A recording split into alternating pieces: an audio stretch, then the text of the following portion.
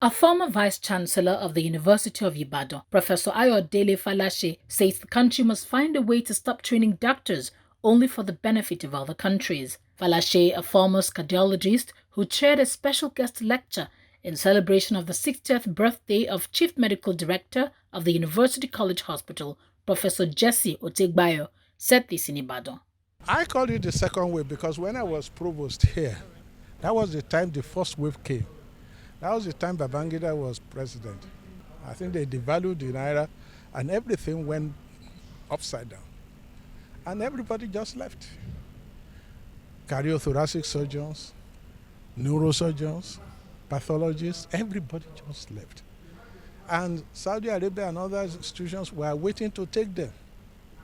How can you be training people and other countries are enjoying them?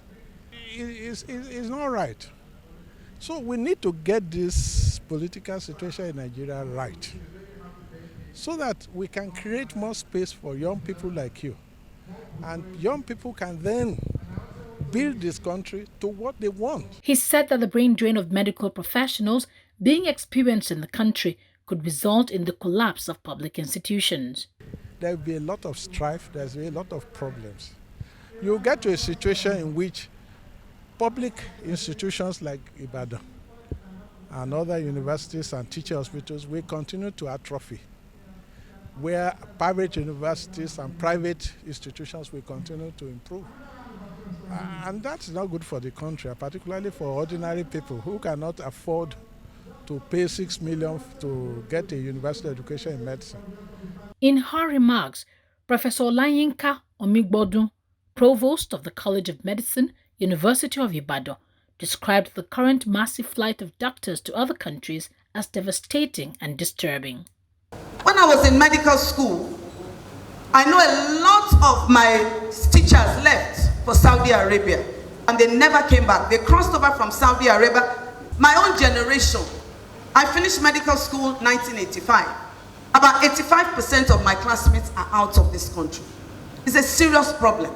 Then now, it's even worse. At least then we would do a few years of residency and leave.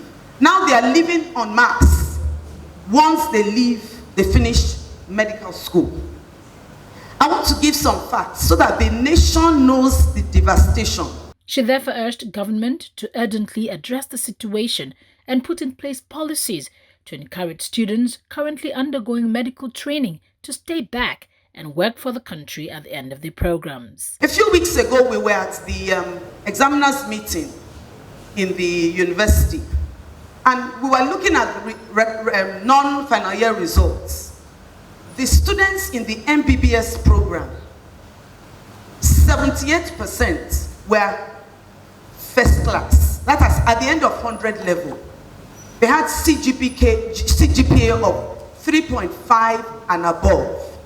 Those who are coming in to study MBBS are the best of the best, and they come from all over the country. When you have 50% of a class, perfect GPA, that is the kind of class you take and you nurture, and you use to transform your country. You don't allow those kinds of people to leave. But what is happening is that those people are coming in, they are being trained on the sweat of their teachers. Not the sweat of their teachers, because the government is not providing enough funding. So it is us that look for ways and means to buffet the training. Then they train and they leave. That is a disaster. It's a serious disaster. It's like your best brains. So they are the best of the best. And then they finish and they leave the country. It is a devastation on this nation. Similarly, the guest lecturer, Professor Oladimeji Ajayi, noted that brain drain had significantly affected the training of many specialties in the country. These are some of those things that will make or mar future training in gastrology and in fact in any other subspecialty.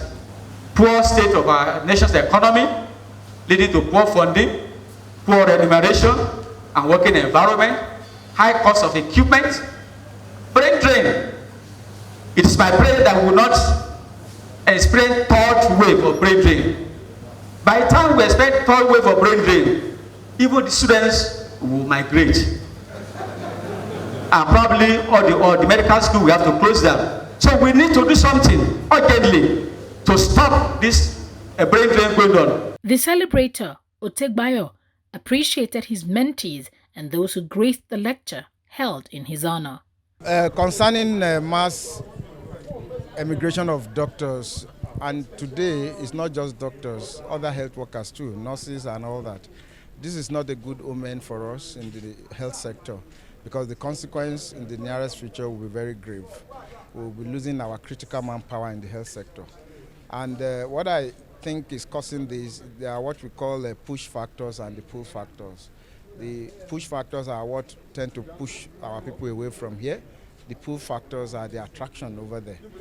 I want to say that most health workers who are leaving are not happy to do so.